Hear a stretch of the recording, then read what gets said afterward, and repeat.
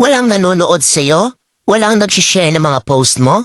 Konti lang ang viewers mo sa tuwing nagda-live ka? Hindi ka sinusuportahan ng mga kamag-anak mo?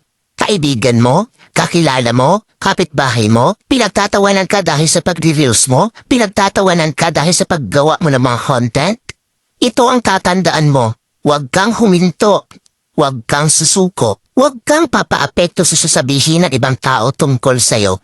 Ipakita mo sa kanila na may mararating ka. Dahil isang araw, kapag marami ka ng followers, kapag marami na ang sumusuporta sa'yo, kapag marami na ang nanonood sa'yo, kapag marami ka ng viewers, kapag marami na ang nagmamahal sa'yo at sumusuporta sa'yo, kapag marami ka ng payout, kapag sinasahod mo na ang sinasahod ng mga sikat na content creator, kapag mayaman ka na, kapag marami ka ng pera, ay manunood na yan sila sa'yo.